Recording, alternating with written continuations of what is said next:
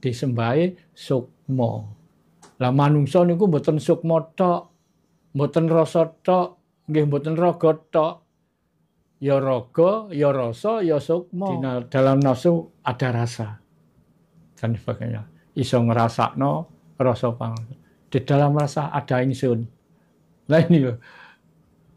Nah kita memelihara ingsun supaya kerasan di jiwa kita ini gimana? Makanya sebetulnya kalau meditasi nggak usah ngucap apa-apa. Apa yang kita pikirkan, apa yang kita kehendaki, Tuhan sudah Maha tahu. Dari suku kata aji. Ngaji itu dari suku kata aji. Sapa sing iso ngajeni awake dhewe? Mosok njaluk diajeni wong liya. Ya. Lah aji itu kalau bahasa Jawa kalau dilipatan jadi aji-aji. Aji-aji apa? Piandel. Apa wong urip piandele? Ya kawruh lan ngelmu. Sinau ben ngerti, nek wis ngerti lagi belajar. Praktek nek wis iso lagi penghayatan secara resmi iki lagi sing jeneng diarani iso ngaji. Ini baru bisa dikatakan sudah bisa ngaji. Tataran 1. Tataran kedua baru dibilang santri. Santri itu ya dari dua suku kata, eksan dan tri. Eksan itu bagus atau kebagusan, tri 3. Telu. Siji baguse ati, loro baguse lati, lan telu baguse pakarti. Kalau baguse pakarti itu baru sembahe raga. Contohnya berdiri satu, berdiri semua, duduk satu, duduk semua. Itu baru sembahe raga. Kalau bagusnya lati, bagusnya pangucap, perkataan, itu tepatnya disembahe rasa. Contohnya kalau orang hatinya kemerungsung, ucapannya ya keluarnya ya gitu. Kalau hatinya lunak, enak, ucapannya ya halus. Nah, satu yang bagusnya hati. Bagusnya hati itu kan bagusnya watak, kelakuan, kepribadian. Letaknya disembahi sukma. Lah manungsa niku mboten sukma tok, mboten rasa tok, nggih mboten raga tok. Ya raga, ya rasa, ya sukma. Kalau hanya raga tok ya belum manusia itu, jasad. Nanti ketiga-tiganya nggak bisa dilepaskan. Harus menyatu. Itu tataran 2. Tataran ketiga baru disebut kiai. Loh, ucapannya kok seperti agama? Itu bukan milik agama, milik orang Jawa itu. Karena sekarang yang di Jawa yang mengalami, yang menghayati agama orang Jawa, jadi diklaim. Diaku. Kiai itu bahasa Jawa. Ki itu yang artinya kuat, hakiki. Orang yang sudah kuat, sudah prigel. Kiai itu yang artinya orang tua atau orang sepuh. Makanya kalau sudah punya predikat kiai, orang itu pasti sudah prigel tentang kasepuhan gitu. Nah, setelah tataran ketiga disebut kiai, tataran keempat baru disebut wong alim. Wong alim itu orang yang sudah enggak gumunan. Ora pinginan, ora gumunan, sudah betah lesu, betah melek. Wong alim. Dipameri apa-apa ora gumun. Masih dipameri kelambi abang, rambut abang. Wis gak gumun. Ora pengin. Wis betah lesu, betah melek. Sing lesu ora mau madarane tok. Ora mau lesu sego. Ora mau lesu mangan, ya lesu rasa. Wis betah. Padahal orang sekarang nggak ketemu istrinya 2 hari, 3 hari kelepean. Itu betah lesu, betah melek ya gitu. Walaupun merem mata kasat ini, tapi mata hati tetap melek. Itu yang namanya wong alim, wis betah melek. Nah, 4 ini 1, 2, 3, 4 ini baru untuk melengkapi dirinya sendiri. Belum sampai untuk orang lain. Nah, naik tataran kelima setelah wong alim baru dikatakan manungso lah. Manungso sak jagat nih. Manungso sak jagat. Ora peduli Cina, Londo, Jepang, Inggris, Arab, Negro, Batak, Dayak, manungso. Sebetulnya manungso. Manungso napa? Manungso tomo. Manungso sing wis utama. Masuk wis migunani tumrap wong liya. Contone wis gelem menehi pepadang wong landang peteng. Menehi kudung wong kepanasan kudanan. Menehi teken wong kelunyon lan sak panunggalane. 5. Terus naik tataran yang akhir, tataran ke-6 baru disebut manungso jati. Nah, di antara manungso tomo dan manungso jati perbedaannya, nek manungso tomo iku sekolah sinau sing ngajari gurune cek manungso padha manungso. Tapi kalau sudah manungso jati, yang didik, yang ngajari guru sejati. 1 guru, 1 murid. Maha guru, mahasiswa. Lah, naik di sini menjadi manungso jati tanpa kembalinya manunggale sedulur sejati dan raga sejati menyatu jadi satu, enggak bisa. Nah, jadi misalnya kok ada minta langsung kunci 3, ya nggak bisa. Ini lewat tahapan-tahapan. Terus gini Bapak, ngapunten. Saya memahami meditasi atau semedi itu kan ketika memang benar-benar kita hanya menyaksikan apapun yang terlintas di dalam pikiran dan perasaan kita. Artinya di situ ada sebuah momen kehadiran gitu.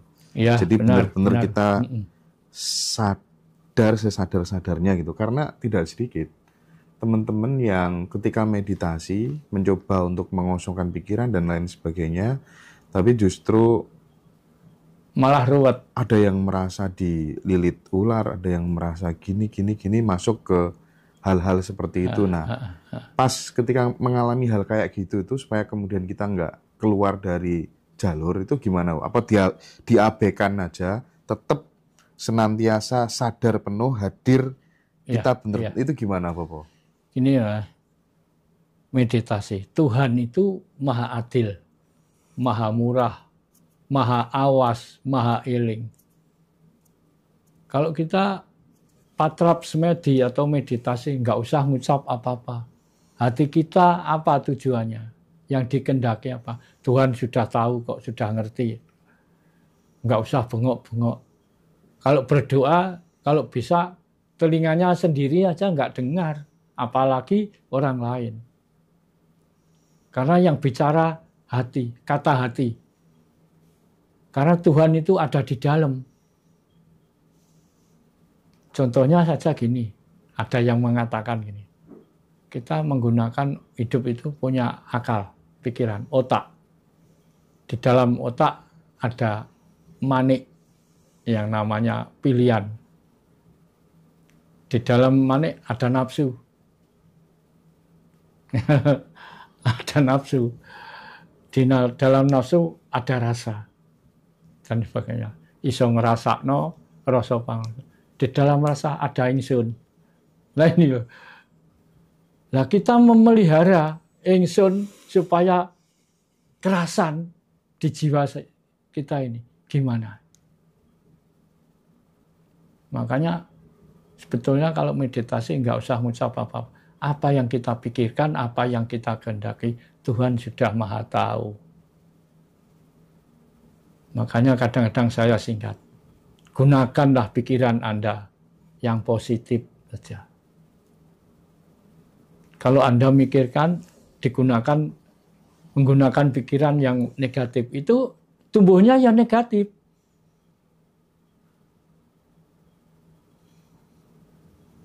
Nah, beda kalau sudah ikut belajar di penghayat. Dan orang yang belum ngerti tentang penghayat kan sudah beda. Kalau sudah di penghayat kan ya itu tadi ada kuncinya. Kuncinya sama. Kalau dari saya sama. 1 sampai 5. Aduh, kok gak sampai 6? Gini, maaf. Saya sebagai penuntun hanya diberi kewenangan mengantar sampai kunci 5. Kunci 6 bukan tugas saya ini. Karena sudah ada ini guru sejati. Siapa guru? Sebetulnya kita ini kan belajar bertuhan.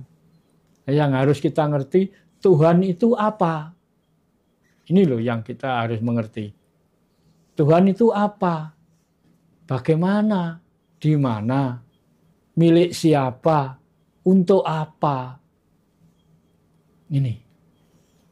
Ini kan nggak bisa dimusyawarahkan misalnya rame-rame. Ini harus dengan kepala dan hati yang dingin. Kita tidak bisa harus rebut pinter. Nah itu kan masih merasa. Kalau masih merasa lebih pinter, nggak boleh.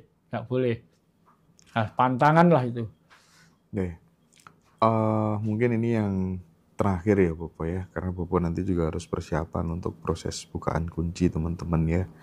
Jadi kan di agama itu kan sering mengajarkan jalan tunggal menuju Tuhan, seolah-olah menuju Tuhan itu hanya ada satu jalan gitu. Itu yang selama ini dikampanyekan oleh para pemuka-pemuka agama gitu. Sementara mbah-mbah kita, nenek moyang kita, leluhur Nusantara kita mengajarkan membuka pintu-pintu kesadaran, banyak bahasa, banyak simbol, ya. Iya, banyak tata cara dan sebagainya. Ya. Menurut Bopo gitu, keyakinan Bopo sendiri gitu, apakah kemudian kebangkitan ajaran-ajaran leluhur Nusantara yang dulu dituduh sebagai animisme, dinamisme, tapi justru sekarang orang-orang Kejawen, orang-orang Sunda itu bangga, nggak apa-apa dituduh animisme, dituduh dinamisme, nggak apa-apa gitu. Itu keren menurut saya. Nah, apakah ini justru akan melahirkan sebuah konflik dengan dogma agama yang lama, atau sebenarnya Bopo meyakini ini akan ada persatuan gitu, karena memori-memori kesadaran leluhur di masa lalu itu akan mulai bangkit lagi gitu. Nah, menurut Bopo gimana? Iya. Makasih. Kan saya sudah sering katakan, yang kita pelajari itu kan jiwa ketuhanan.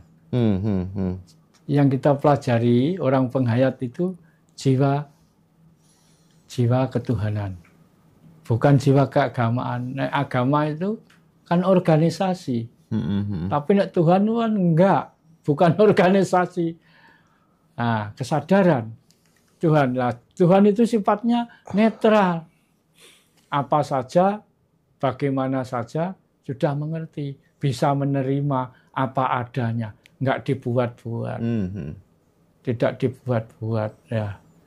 Jadi yang anut tata cara agama, ya maaf saya enggak menjelekkan agama.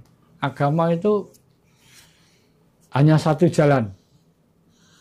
Kalau kamu enggak ikut saya ya enggak jadi baik. Yang sudah kelihatan kan gini, contohnya sekarang. Agama A baik, misalnya Islam itu baik,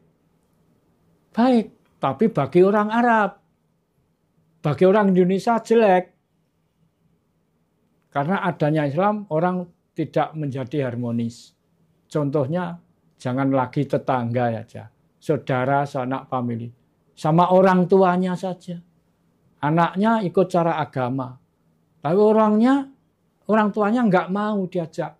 Itu sudah dibenci orang tuanya. Apa dia itu lahir dari kayu batu? Ini loh. Kejelekannya di situ. Oknum sih menurut saya, oknum bukan ajarannya ya. Oknumnya gitu mungkin. Lah gitulah. Lah yang menyandang kan oknumnya. Manusia itu kan hidup kan tidak rasanya. Ya ada rogonya, ada jiwanya. Ini loh.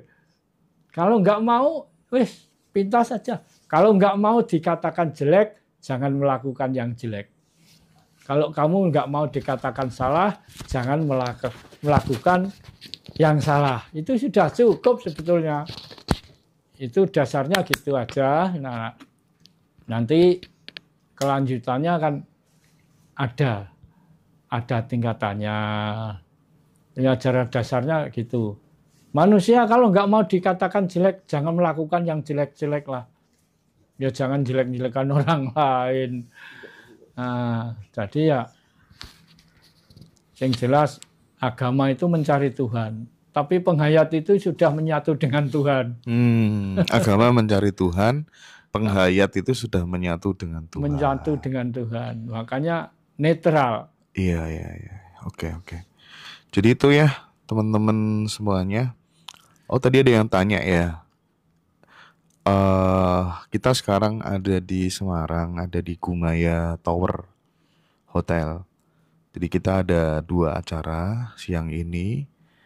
Ada acara dengan Mbak Ninda dalam Sasmito Agung dan ada acara bukaan kunci sedulur sejati. Pas acaranya di Semarang ini teman-teman ya. Terima kasih yang sudah bergabung, matur suwun sangat Bopo atas semua wejangannya pada kesempatan pagi hari ini. Nanti malam kita akan live lagi mungkin dengan Bopo ya teman-teman. Nanti teman-teman bisa sharing-sharing langsung begitu. Nggih sampun matur suwun Bopo. Wektale ya, Rahayu. Terima kasih Rahayu. Nah, saya tidak lupa mengatakan karena saya ini maaf orang Jawa, saya tidak akan meninggalkan istilah Jawa. Jer asesanti Suro Sudiro Jayani Kangrat Sio Brasto Tekaping Olah Dharmastuti. Suro Diro Jayaning Rat lebur deni pangastuti. Becik ketitik ala ketara. Sapa kang bibiti ala ya ing kono wahyune sirna. Sirna larut topas tapis tanpa sisa tanpa tilas. Sapa kang sedya ala bali marang gawe ala, sapa kang sedya becik muga dadi warga. Warga penghayat kepercayaan terhadap Tuhan Yang Maha Esa. Makaten ingkang saged kawula aturaken bilih wonten kurang nuju prana jer kawula pribadi nyuwun pangapunten sak kathah-kathahipun ing wasana matur nuwun. Rahayu. Nanti pakai akun ini teman-teman.